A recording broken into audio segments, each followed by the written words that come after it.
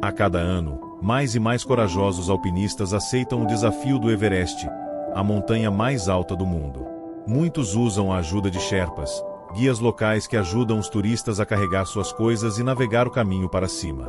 A maioria dos excursionistas corajosos usa tanques de oxigênio para compensar o ar rarefeito em grande altitude, enquanto alguns decidem ir sem ajuda alguma, assim como nos bons tempos antigos. Há uma coisa, no entanto, que todas as pessoas que alcançam o ponto mais alto do planeta quase sempre compartilham em comum. Elas descem da mesma maneira que subiram, a pé. Em 2001, Marco Siffredi, de 22 anos, decidiu fazer as coisas um pouco diferente. Ele subiria da maneira tradicional, mas no caminho para baixo, faria salboarde. Bem, como você já sabe, esta história não estaria neste canal se ele tivesse descido em segurança. George Mallory, uma das primeiras pessoas a alcançar o pico do Everest, embora não fosse seu destino descer novamente, deu uma entrevista pouco antes de fazer a subida. Quando perguntaram por que ele queria escalá-lo, ele respondeu: "Porque está lá." Talvez esta frase curta resuma melhor os sentimentos de muitos alpinistas que sonham em estar no topo do mundo. Hoje em dia, escalar o Everest está bastante comercializado. Por algumas dezenas de milhares de dólares, você pode alcançar o cume de maneira bastante segura. No entanto, as baixas nas encostas do Everest ainda ocorrem com bastante frequência. Os corpos congelados de alpinistas mortos se tornam nada mais que pontos de referência úteis para ajudar outros a navegar até o topo. Esta seção da rota é conhecida como Vale do Arco-Íris devido às roupas coloridas dos falecidos, que aparecem por baixo da neve. Encantador. A jornada até o Monte Everest pode ser longa e exaustiva, mas isso é apenas metade. Descer novamente são e salvo é igualmente importante. Os Siffredi eram uma família muito unida. Philippe e Michelle se conheceram quando eram adolescentes. Michelle era de uma família bastante abastada, enquanto Philippe era filho de um guia de montanha. O pai de Philippe pediu que ele escolhesse uma profissão mais normal. Ser guia era perigoso e também não trazia muito dinheiro. Então o jovem foi com sua esposa para Paris estudar cabeleireiro, e descobriu que o trabalho lhe convinha. No entanto, o amor do casal pela escalada nunca desapareceu. Em seu tempo livre, eles corriam para as montanhas, onde Philippe trabalhava meio período como guia e Michelle, secretária em seu trabalho diário, como treinadora de esqui. Chamonix, onde os Siffredi viviam, é considerado o berço do montanhismo, e em 1924 os primeiros Jogos Olímpicos de Inverno foram realizados lá. Não é de admirar que a história de quase todas as famílias de lá esteja ligada às montanhas de alguma forma. A família Siffredi não foi exceção, todos eram grandes amantes do turismo de montanha. E ainda assim, em Chamonix, no pé das montanhas, há um pequeno cemitério onde os alpinistas infelizes dos picos locais encontram seu último refúgio. Pode ser chocante ler as datas nas lápides. Muitas das pessoas enterradas lá nem mesmo tinham 40 anos. Tal, no entanto, é o preço de amar as montanhas, e os habitantes de Chamonix sempre entenderam isso. Viver nas montanhas significa fazer um acordo com elas. O povo de Chamonix via a morte nas montanhas com calma. Eles até a consideravam com certo respeito. Aqueles que perdiam suas vidas nas encostas eram considerados heróis, e helicópteros eram vistos voando sobre a cidade quase todos os dias, resgatando turistas infelizes e locais em apuros. Em algum momento, a administração da cidade teve que proibir o salto de Wing Sui, quando dois aventureiros se chocaram contra alguns edifícios residenciais. A visão de seus corpos atingindo o chão não teve um efeito tão positivo no turismo local. No entanto, tais proibições esportivas não foram bem recebidas pelos moradores, com seu profundo amor pela vida de montanha. Acredita-se que todos que vivem em Chamonix têm um parente que morreu nas montanhas. O cemitério no pé da montanha também tinha uma lápide com o nome Siffredi nela. Um dia, quando Marco tinha apenas 18 meses, seu irmão mais velho, Pierre, foi esquiar e foi atingido por uma avalanche. Ele foi derrubado e enterrado sob a neve.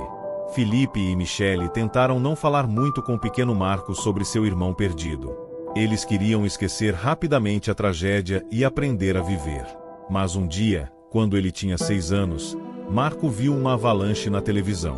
Ele apontou para a tela e sussurrou: "Pierre." A história favorita de Marco era o conto de fadas O Pequeno Príncipe, escrito por Antoine de Saint-Exupéry. O menino se reconheceu no Pequeno Príncipe. Ele também estava fascinado pelo mundo, um pouco ingênuo, e tinha gosto pela aventura. Mais tarde, conquistando os picos do mundo com sua prancha de salboarde pronta, Marco sempre carregaria este livro em sua mochila. O jovem, assim como o Pequeno Príncipe, não queria crescer. Ele queria viver uma vida interessante, cheia de experiências e, mais importante, montanhas. Quando a família Sifredi abriu seu próprio camping na cidade, Marco começou a trabalhar lá com seus pais e irmã. O jovem havia sido atraído pelas montanhas desde menino. Cercado pelos gigantes de rocha durante toda a sua vida, ele naturalmente sonhava em conquistar picos, com aventuras e expedições. Em vez de super-heróis, ele admirava os alpinistas intrépidos nas encostas montanhosas ao redor de sua cidade natal. Um deles era Jean-Marc Boivin, um esportista extremo francês que foi o primeiro a esquiar dos picos mais altos dos Alpes. Não havia ninguém igual a ele naquela época. Marco também se interessou pela pesca quando era menino. Ele aprendeu absolutamente tudo sobre peixes, e em algum momento decidiu cavar um lago na frente da casa. Felipe encontrou seu filho um dia com uma pá no quintal. Ele perguntou o que o menino estava fazendo, ao que Marco respondeu que estava cavando um lago. Enquanto Felipe pedia mais detalhes a Marco, ele entendeu que seu filho sabia o que estava fazendo e o deixou terminar o trabalho. O lago na frente da casa do Sifredi teria permanecido lá para sempre, se eles não tivessem decidido enterrar a terrível lembrança. No inverno de 1994, o pai de Marco comprou sua primeira prancha de salboarde. Naquela época, o esqui era considerado pelos jovens como diversão para pais, mas o salboarde e o skate estavam se tornando cada vez mais populares. O colega de classe de Marco, Felipe Forte, mostrou uma nova tendência, o chamado salboarde de travessia, no qual o snowboarder desce da montanha fora das pistas oficiais. Marco se apaixonou por este novo esporte à primeira vista. Marco sempre foi considerado um pouco rebelde. Ele nunca conseguia ficar parado e realmente não estava interessado na escola. Ele era confiante e se sentia melhor ao ar livre, nas montanhas ou na floresta. No entanto, apenas conquistar picos não era suficiente para ele. Ele queria algo mais. Em 1996, Marco era um adolescente típico dos anos 90, cabelo loiro tingido, piercings e gosto pelo punk rock e indie rock americano. Todas as garotas eram loucas pelo garoto brilhante com um espaço entre os dentes. A irmã de Marco o descreveu como um quebra-corações. Mas por trás de sua aparência juvenil, o jovem tinha ambições sérias. Em 17 de junho de 1996, às 2 da manhã, Marco acordou, fumou um cigarro, pegou sua prancha de salboarde e se dirigiu às montanhas. O que ele estava prestes a fazer era pura loucura, mas é ainda mais incrível quando você lembra que ele havia colocado o pé em uma prancha de salboarde pela primeira vez apenas um ano antes. Ele ia descer a face norte do Aiguille du Midi, uma das encostas mais perigosas da região do Mont Blanc. Ele seria a segunda pessoa a fazê-lo depois de seu herói, Jean-Marc Boivin, e o primeiro a fazê-lo no salboarde. Marco escalou a montanha com o futuro guia, Louis Lesage. Antes disso, os jovens não haviam escalado juntos. Seus pais sabiam o que ele ia fazer, e apesar de estar muito assustada por seu filho, Michelle não conseguiu detê-lo. Marco era teimoso, especialmente quando se tratava de seus sonhos, e descer de sua montanha natal no salboarde havia se tornado um sonho. Ele estudou a encosta norte por vários anos com binóculos, tentando memorizar cada rocha, cada pedaço de gelo. Os jovens chegaram ao cume em 7 horas. Então Marco subiu em sua prancha de salboarde e começou a descida. Ele sabia que todo o vale estava observando. Ele podia ser facilmente visto com binóculos. Seu amigo, René Robert, um fotógrafo e entusiasta de esportes extremos, tirou fotografias. Marco desceu sem tirar a prancha de salboarde nenhuma vez. Ele completou a descida de acordo com as regras. Ele tinha apenas 17 anos, e as notícias sobre a nova estrela do salboarde começaram a se espalhar por todo o seu Chamonix natal. As pessoas pensavam que ele estava louco e diziam que logo seria apenas outro nome no cemitério. Talvez eles dissessem essas coisas porque Marco não aceitava a autoridade dos guias de montanha, e frequentemente cuspia nas regras se soubesse que podia dispensá-las. Marco nem mesmo ia às montanhas com seu pai. Felipe frequentemente lembrava como tinha que forçar seu filho a fazer coisas que ele não gostava. Quando íamos passear quando ele era criança, ele chorava e reclamava o tempo todo, disse Felipe enquanto imitava arrastar o Marco chorando pela trilha pelo braço. Ele não gostava de estar lá fora conosco e não gostava de caminhar ou escalar, então nunca escalamos juntos, e eu não o ensinei. Tudo o que ele aprendeu sozinho. Esse era o Marco. Tendo conquistado o Mont Blanc, Marco começou a planejar suas próximas subidas e descidas. Ele foi aos Andes para escalar o Huayna Potosí, o 6.000 boliviano, e teve sucesso. Então ele começou a pensar ainda mais globalmente, planejando expedições cada vez mais perigosas. Uma montanha em particular não o deixava dormir à noite: Everest. Marco provavelmente escolheu o Everest apenas porque ninguém havia descido dele no Salboard antes. O esporte era bastante novo, ao contrário do esqui, e ainda havia lugares livres no Olimpo do Salboard. Quando Marco contou a seu pai sobre seus planos, Felipe, que entendia que não adiantava tentar parar seu filho, disse que havia alguém com quem ele deveria conversar. Essa pessoa era um tal Russell Bryce, um amante de montanhas da Nova Zelândia e proprietário de uma empresa que organizava expedições ao Everest. Bryce tinha uma reputação impecável por dirigir expedições super seguras. Nunca havia uma única morte em nenhum de seus grupos de turismo antes, mesmo no Everest. Em 1999, ele recebeu uma ligação de Marco, que havia acabado de voltar do Nepal e agora tinha mira no Everest. Bryce recebia tais chamadas frequentemente, e na maioria das vezes elas não levavam a nada. Depois de aprender que investimento de dinheiro e esforço seria chegar ao topo, a maioria dos aspirantes alpinistas abandonava a ideia. Marco e Russell decidiram se encontrar no The Pub em Chamonix para conversar. Quando viu Marco em pessoa, a reação imediata de Russell foi que tudo isso terminaria muito rapidamente. Duas pessoas se aproximaram de sua mesa, um adolescente com cabelo roxo e piercings, e um homem estranho que Marco apresentou como seu advogado. Eu não sei por que Marco trouxe um advogado, talvez ele pensasse que o fazia parecer mais sério e que eu o levaria mais a sério, mas eu nunca vi essa pessoa novamente, disse Russ. Marco não precisava de um advogado, ele precisava me convencer a levá-lo ao Everest. Chamonix está cheio de pessoas como Marco. Jovens, selvagens, perigosos, e muitos deles acabam mortos. Mas uma vez que superei o choque inicial, os taxinhas e o cabelo verde ou roxo ou qualquer cor que fosse naquele dia, e comecei a conversar com Marco, havia algo notável sobre este jovem. Ele parecia bastante radical, mas na verdade era bastante estável por dentro. Marco explicou seus planos para Bryce, não apenas conquistar o Everest, mas descer novamente no Salboard. A ideia parecia incrivelmente, mas Bryce disse que era factível, mas apenas se Freddy conseguisse conquistar alguns outros 8.000 primeiro, e descer em segurança. Marco não precisou de muito tempo para pensar. Os homens fizeram o acordo ali mesmo. Pelos próximos anos, Marco trabalhou no camping familiar para arrecadar dinheiro para suas expedições. Ele fez um acordo com seus pais, eles lhe pagariam antecipadamente, e ele trabalharia por vários anos. No início, ele escalou todos os picos de seu vale natal na região de Chamonix. Depois se dirigiu aos 6.000 Toclarajo no Peru com seus amigos Felipe Forte e René Robert, o fotógrafo que capturou suas conquistas. Antes da viagem, a mãe de um de seus amigos deu a ele uma pequena cruz.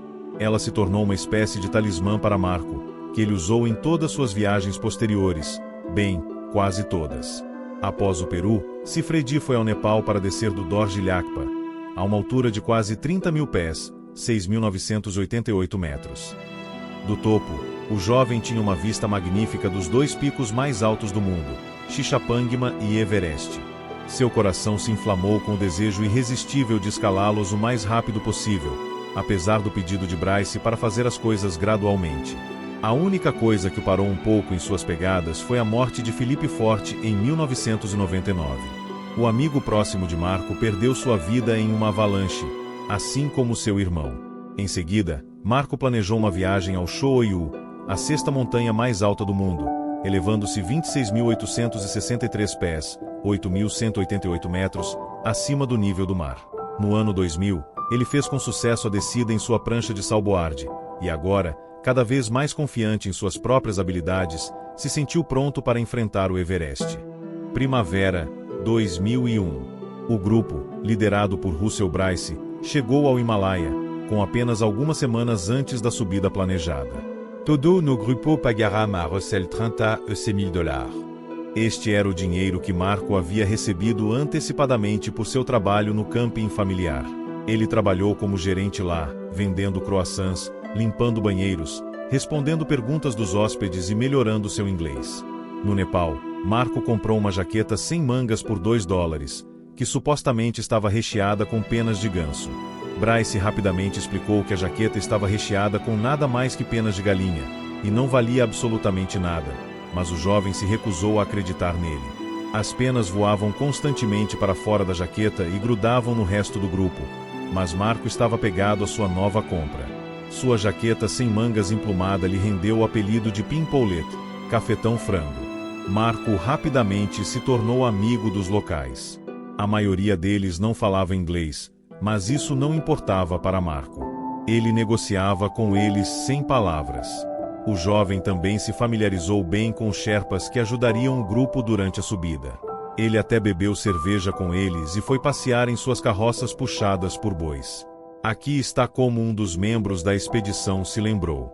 É incomum, disse Ellen Miller de Vail, Colorado, membro da equipe de 2001. Eu tenho amigos Sherpas muito próximos e sou amiga de suas esposas, e vou às suas casas, mas não depois de apenas uma expedição assim. Mas Marco fez isso com Sherpas, e acho que eles ficaram divertidos com ele, intrigados com ele, como se perguntando o que há com este garoto.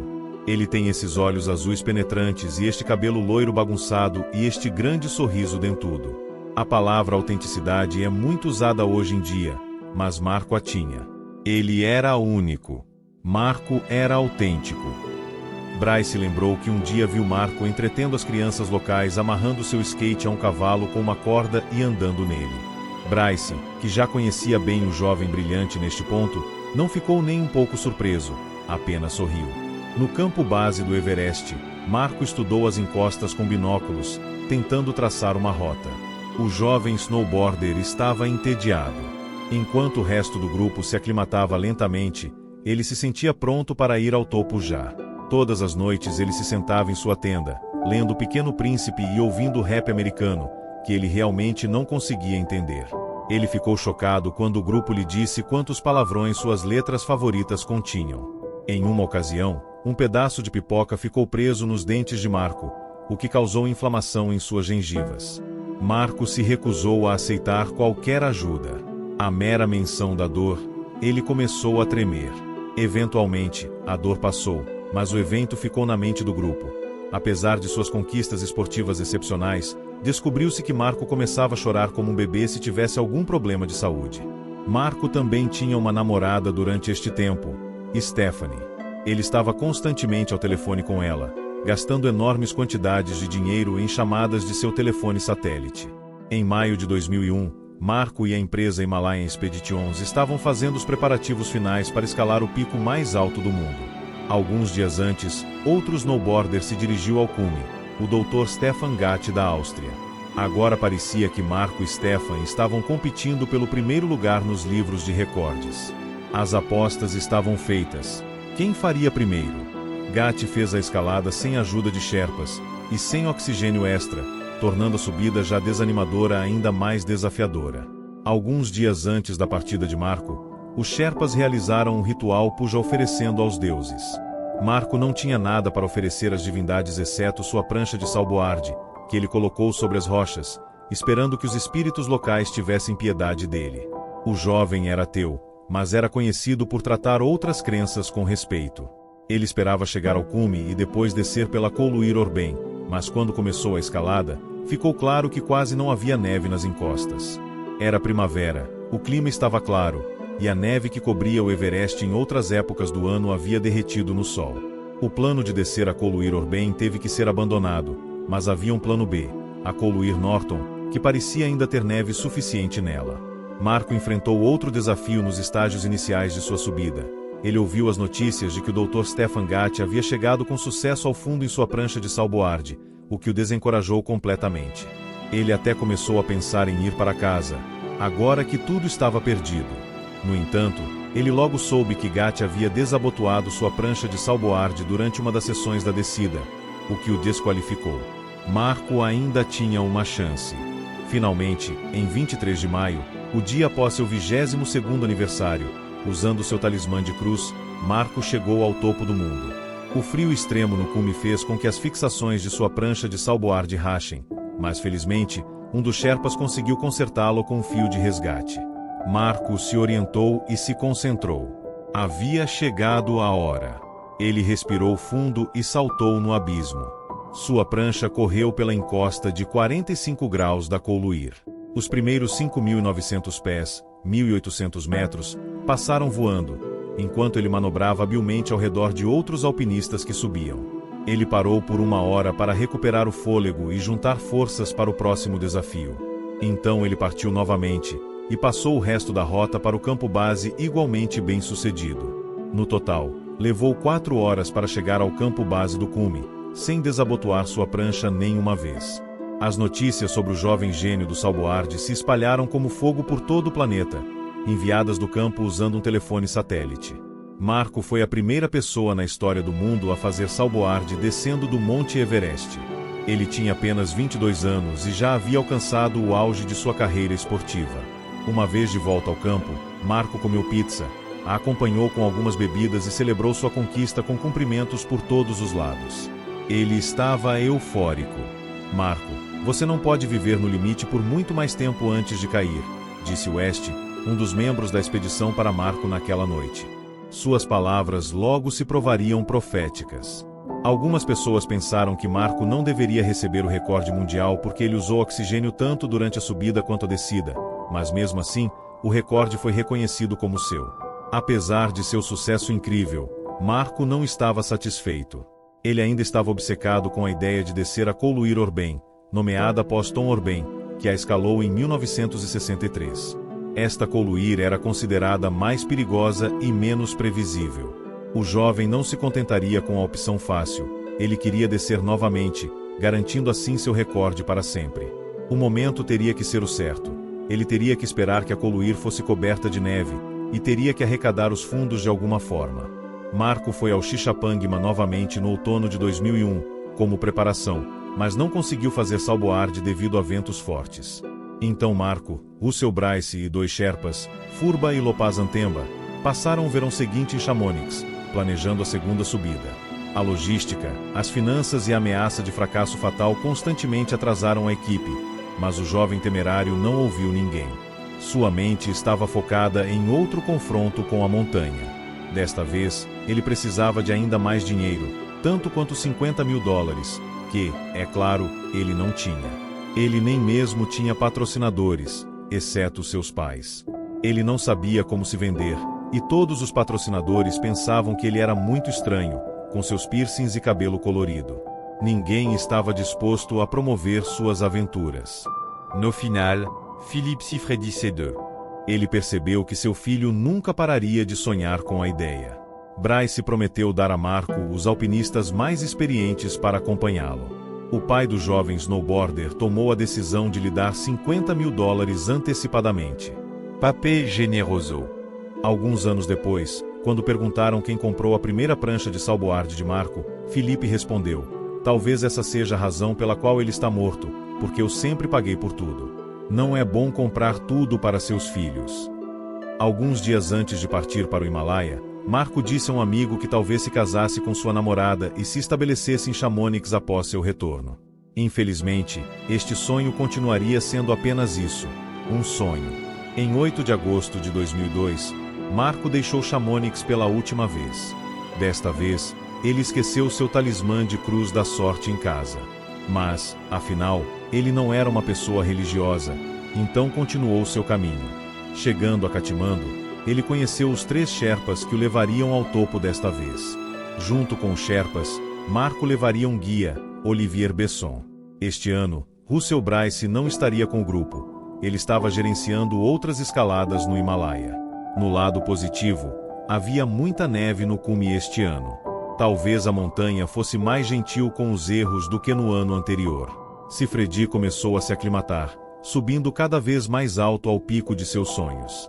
Em 14 de agosto, ele subiu em um jipe que o levaria junto com seus companheiros ao campo base. Naquela mesma manhã, os Sherpas realizaram o rito budista de puja, orando aos espíritos e pedindo boa sorte na expedição.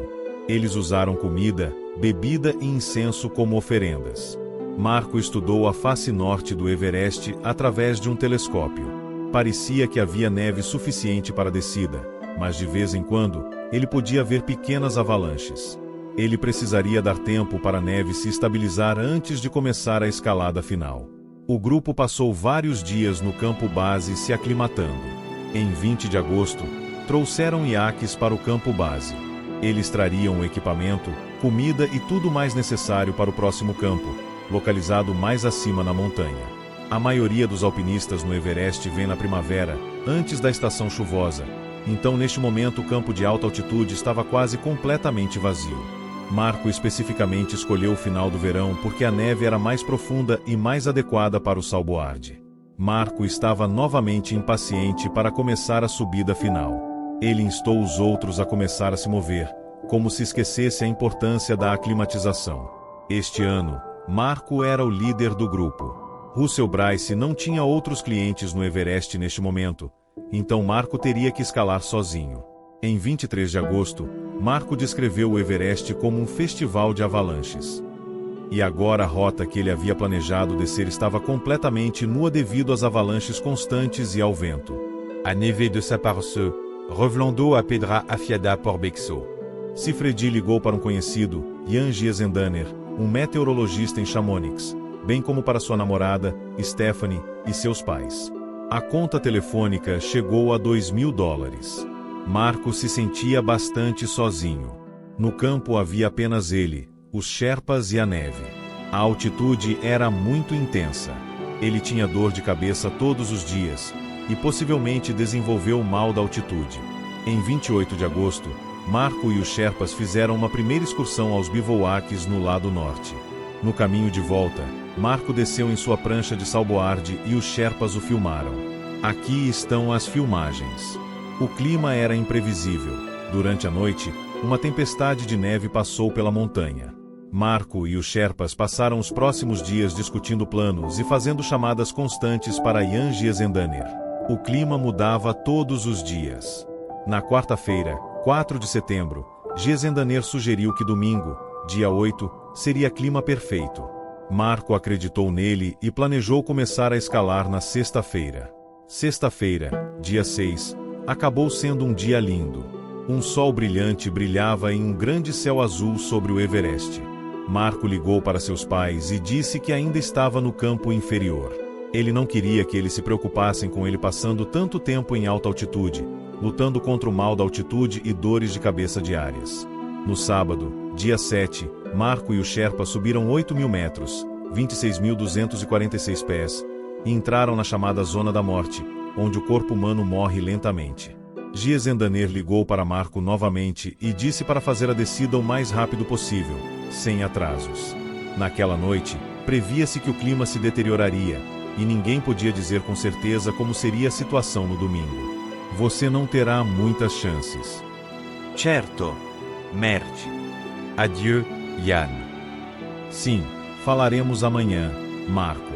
Me ligue quando descer. Sim, mas adieu, Jan. Adieu. A maneira usual de se despedir em francês é au revoir. Nos vemos em breve. Adieu normalmente só é usado como uma despedida final, quando as pessoas não esperam se encontrar novamente. Marco sabia que nunca mais falaria com Jan. Ele sentiu o perigo iminente.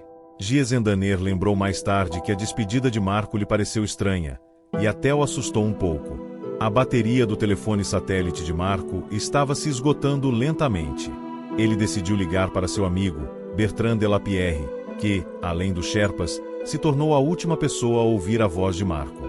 Bertrand, estou tão perto do Orben que posso tocá-lo. Está bem aqui.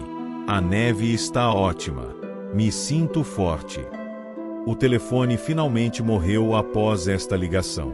Marco e os Sherpas se encontraram completamente sozinhos em um dos lugares mais mortais da Terra. No domingo, 8 de setembro, à 1h30 da manhã, o grupo começou o empurrão final para o cume. Eles estavam afundados até o peito na neve. Era quase impossível caminhar nela. Os Sherpas trabalharam duro, cavando um caminho, tentando levar Marco ao pico da melhor forma possível. Às 2 da tarde, o grupo finalmente chegou ao topo do Everest, Chomolungma, a deusa mãe, o ponto mais alto do planeta Terra. A jornada levou 3 vezes mais tempo que a primeira vez. Mais tarde, Russell Bryce chamaria até mesmo a subida em si de uma conquista notável, apesar do que aconteceu em seguida. Furba Sherpa, o amigo de Marco, foi o primeiro no cume e estava esperando o snowboarder, recebendo-o com um sorriso. Onde estamos? No cume, mas cansado, responde Marco. Furba faz uma pequena dança. Cume. Cansado. Muita neve. Muita escalada. Marco não estava particularmente feliz por estar no topo. Ele percebeu o quão difícil seria descer. Abaixo, eles podiam ver as nuvens se espessando. Os Sherpas entenderam que provavelmente uma tempestade estava se aproximando, e estava ficando tarde, já 3 da tarde. Eles tentaram convencer Marco a não descer na prancha de salboarde, mas ele não escutou. Ele havia estado esperando por este momento por 1 ano e meio. Ele substituiu seu tanque de oxigênio e estava pronto para partir. Em sua mochila, apenas 3 litros de água, oxigênio e uma corda. Disse Marco. Deseja Furba. Certo, Furba. Te vejo amanhã.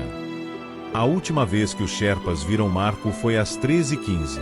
Ele esperou para vê-los partir, e então rapidamente se dirigiu em sua prancha. Os Sherpas não perderam tempo descendo o mais rápido possível, já que a tempestade estava se formando rapidamente. Naquele momento em Chamonix, os pais de Marco estavam se preparando para visitar parentes do lado italiano. No mesmo dia, competições estavam acontecendo na cidade, e a notícia de que Marco Siffredi havia chegado ao topo se espalhou rapidamente. Todos estavam orgulhosos do snowboarder e celebraram. Após 2001, Marco era respeitado até mesmo por aqueles que haviam rido dele antes. O povo de Chamonix acreditava que, já que ele havia chegado ao topo, ele já devia ter descido. A subida sempre havia sido considerada a parte mais desafiadora da jornada. No entanto, quando souberam que Marco havia chegado ao topo, seus pais começaram a se preocupar. A diferença de horário entre Nepal e França era bastante significativa, o que significava que Marco já deveria ter chegado ao fundo. Mas não houve ligação, não houve voz alegre no telefone. Minha esposa estava muito preocupada, disse Philippe. Depois de Pierre, minha esposa não queria que acontecesse uma segunda vez. 1 era demais, 2 seria impossível. Do campo base, Olivier Besson observou a descida de Marco. Ele viu o jovem enquanto ele se dirigia, mas como Marco não tinha meios de comunicação, ele não pôde confirmar se ele havia chegado ao pastor de Iaques que estava preparando um campo para o jovem. Besson apenas tinha que esperar o melhor. Neste ponto, os Sherpas quase haviam chegado ao 3º campo abaixo do cume. A 1.300 metros de distância, no próprio campo, eles viram a silhueta de um homem. Eles ficaram irritados porque ele não acendeu uma luz para eles. No início, eles pensaram que Olivier Besson estava no campo, mas logo perceberam que devia ser outra pessoa. Mas quem? Não havia ninguém na encosta naquele dia exceto os 3 deles e Marco, que, segundo seus cálculos, deveria estar muito mais abaixo naquele momento. Chegando ao campo, os Sherpas ficaram ainda mais chocados. Não havia rastros de que alguém havia estado ali, mas todos ainda viram uma figura na encosta. Os Sherpas interpretaram isso à sua maneira, baseando-se em suas tradições. Talvez Marco não tivesse descido, e eles estavam vendo seu espírito. Quando os Sherpas chegaram ao campo base, todos ali já estavam falando sobre como o jovem snowboarder não havia descido.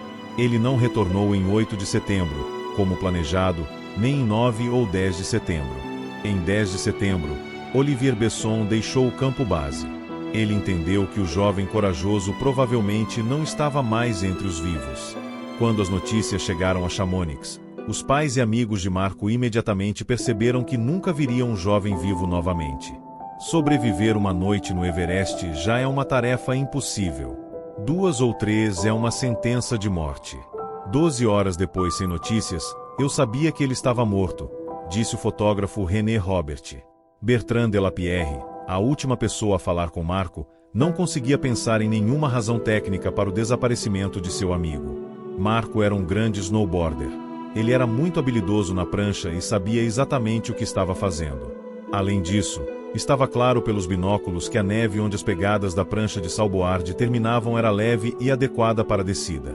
Mas mesmo os Sherpas tiveram dificuldades naquele dia, tanto subindo quanto descendo. Russell Bryce, ao saber do desaparecimento de Marco, imediatamente foi procurá-lo. Marco havia estado usando um macacão amarelo, facilmente visível na neve. Semana após semana passou, mas nem o corpo de Marco nem sua prancha de Salboard foram encontrados. Não havia fendas ou abismos onde seu rastro terminava, nenhum lugar para cair ou desaparecer. Procurando por Marco, Russell, que neste ponto havia se tornado quase um segundo pai para o jovem, encontrou apenas pilhas de neve e gelo. Um mês após seu desaparecimento, uma cerimônia foi realizada no campo base do Everest em memória de Marco. Seus amigos e parentes estavam lá, sua namorada Stephanie, e um grande número de Sherpas, que junto com os monges cantaram orações budistas tradicionais. O clima estava sombrio. As nuvens pairavam sobre a procissão, como se soubessem por que todos se reuniram. No entanto, após algum tempo, as nuvens se separaram, revelando um céu azul brilhante, e junto com ele, os rastros da descida de Marco, 8.300 metros, 27.230 pés, acima das cabeças dos pranteadores. A neve ainda não os havia coberto completamente. A família Sifredi passou várias semanas no Nepal, refazendo cada um dos passos de seu amado filho. A única que não foi ao Himalaia foi Shuti, sua irmã, que naquele momento estava grávida de seu primeiro filho. Sua última conversa com seu irmão foi assim: "Você tem seios tão enormes." Marco gritou para ela. "Sim, porque trabalho com sapatos e como sanduíches todos os dias," Shuti respondeu. E assim é como Shuti lembrou mais tarde deste momento. "Eu não disse a ele que estava grávida, e não queria dizer porque não queria que ele se preocupasse para que pudesse se concentrar no Everest, a face norte. Mas ele sabia, e estava feliz. Quando ouvi que Marco desapareceu, esqueci do meu bebê por cerca de 3 semanas, até minha família partir para o Tibete, e senti como se tivesse água gelada em cima da minha cabeça. Sempre me disse que Marco nunca morreria porque meus pais não podem perder 2 filhos." 8 meses após o desaparecimento de Marco, um grupo russo liderado por Yuri Kuchelenko encontrou uma prancha de Salboard perto do terceiro campo. A comunidade de escalada celebrou a descoberta, esperando que a prancha pertencesse a Marco, mas aconteceu que não era. A prancha de Salboard que Kuchelenko encontrou era roxa, enquanto a prancha de Marco era preta. Assim, o enigma permaneceu sem solução. O corpo de Marco nunca foi encontrado, e não é de admirar. A maioria das pessoas que perdem suas vidas no Everest descansam lá para sempre. Não houve buscas em massa. As neves infinitas do Everest pareciam ter engolido o jovem e corajoso snowboarder. Os pais de Marco entendiam que talvez nunca encontrassem seu filho. "Nunca pensamos que ele seria encontrado", disse Felipe Sifredi. "Sei que é muito difícil. A montanha é muito grande, muito dura, as condições muito frias. Uma noite nessas condições e você está acabado. E sei que não é possível para os homens procurarem outro homem, e é ainda mais difícil trazer outro homem para baixo." Há várias versões do que aconteceu em 8 de setembro de 2002. Felipe Sifredi acredita que seu filho se sentou para descansar na encosta, cansado da escalada exaustiva de 12 horas, adormeceu e congelou na neve, para nunca mais acordar. Uma queda parece ser a explicação mais provável, devido ao fato de que as pegadas de Marco pareciam simplesmente desaparecer sem razão alguma. Outra versão é que a vida de Marco foi tirada por uma avalanche, uma ocorrência frequente no Everest. Ele mesmo as viu apenas alguns dias antes da subida. Elas poderiam ser bastante fracas, por isso Sherpas não anotaram, mas mortais o suficiente para varrer um snowboarder solitário. Outra teoria explica que Marco poderia ter caído em uma das fendas de gelo encontradas em todo o Everest e na geleira abaixo do cume. Seu corpo não pôde ser visto do campo base, o que apoia esta ideia, mas a exploradora do Everest Elizabeth Avley acredita que não havia fendas ou falhas ao longo da rota que Marco tomou. Isso deixa apenas as teorias sobre sua fadiga, ou uma pequena avalanche. Outra versão diz que o corpo de Marco se perdeu em algum lugar entre as rochas que cobrem o cume, ocultando seu macacão amarelo da vista de outros escaladores, os Sherpas e Russell Bryce. No entanto, nos anos desde seu desaparecimento, pareceria que todas as rochas foram examinadas, se não de perto, então com a ajuda de binóculos. Nenhum macacão brilhante ou prancha de salboarde preta jamais foi vista. A versão mais estranha dos eventos, no entanto, foi dada pela irmã de Marco, Chuti, que acredita que o jovem de fato desceu da montanha em segurança, mas então decidiu não retornar à civilização, preferindo ficar com os pastores de iaques em algum lugar ao redor do Monte Everest. Segundo esta versão, ele ainda está lá fora em algum lugar, caminhando pelos picos selvagens, tornando-se um com as montanhas. É claro, não há evidência para apoiar esta versão, mas é bom imaginar. Russell Bryce considera esta versão altamente improvável. Os locais se conhecem uns aos outros, e um jovem brilhante com um grande sorriso dentudo definitivamente não passaria despercebido. Além disso, Marco adorava sua família e era um verdadeiro menino da mamãe. Ele nunca deixaria Michelle sozinha deliberadamente. Algumas pessoas não reconhecem a conquista de Marco Siffredi de ser a primeira pessoa a descer do Everest no salboarde devido ao fato de que ele usou tanques de oxigênio. Os snobs do Everest atribuem o recorde a outro francês, Cyril d'Estremal, que fez a descida em 1998, mas caminhou uma seção a pé. Ele levou 2 dias inteiros para descer. No entanto, os fatos são fatos. O primeiro snowboarder a descer do ponto mais alto da Terra em uma prancha de salboarde ainda é considerado Marco, o jovem temerário que flertou com o destino. Talvez se ele tivesse se contentado com seu primeiro sucesso e simplesmente descido com Sherpas na segunda vez, ele teria sobrevivido. Mas esta era uma pessoa que pensava que aventura e perigo fazem a vida valer a pena. Havia mais um sonho que Marco conseguiu alcançar, além de conquistar a montanha mais alta do mundo. Seu nome se tornou lenda em toda sua cidade natal, onde as pessoas sentiram que ele encarnava o espírito de Chamonix. Mas seus detratores também estavam certos. Uma placa comemorativa com seu nome apareceu no cemitério da cidade ao lado de onde seu irmão mais velho estava enterrado. E sim, a data na lápide é de partir o coração. Ele tinha apenas 23 anos. O fato de que o corpo de Marco nunca foi encontrado é uma raridade para o Everest.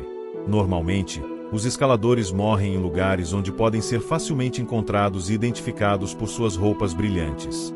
Das 300 pessoas que morreram no Everest, apenas cerca de uma dúzia ainda estão desaparecidas. Em 2018, o camping da família Siffredi foi fechado, mas a dor da perda permaneceu com a família para sempre, uma ferida que nunca pode ser fechada. Valerie, a irmã mais velha de Marco, descreveu seus sentimentos talvez melhor que qualquer um. Somos uma família religiosa, mas uma vez que Marco se foi, me disse que não há Deus, disse Valerie, a irmã mais velha de Marco. Me disse que não é possível haver um Deus. Se há, então Deus não é bom. Nenhum Deus levaria Marco, não depois do que aconteceu com Pierre. Ambos os filhos dos meus pais foram levados pelas montanhas. Ambos os meus irmãos foram levados pelas montanhas. As montanhas não são justas. Não há fechamento, há apenas dor. Minha mãe está destruída. Meu pai está destruído. Que pai não gostaria de saber onde está o corpo de seu filho? Meus pais ainda querem saber o que aconteceu com Marco. Nas encostas do Everest, a família Siffredi perdeu seu segundo filho. Segundo algumas versões, a causa da morte foi a mesma que a de seu mais velho, uma avalanche, varrendo impiedosamente a jovem vida. Ou Marco ainda está vivo, pastoreando iaques silenciosamente em algum lugar dos ermos do Nepal? Provavelmente nunca saberemos com certeza, e o corpo de Marco permanecerá para sempre no pico gelado, junto com sua confiável prancha de salboarde preta. Por favor, sinta-se à vontade para deixar seus pensamentos nos comentários. Se você achou esta história interessante, inscreva-se no meu canal, onde você pode encontrar muitas mais histórias cativantes e trágicas. Mantenha-se seguro.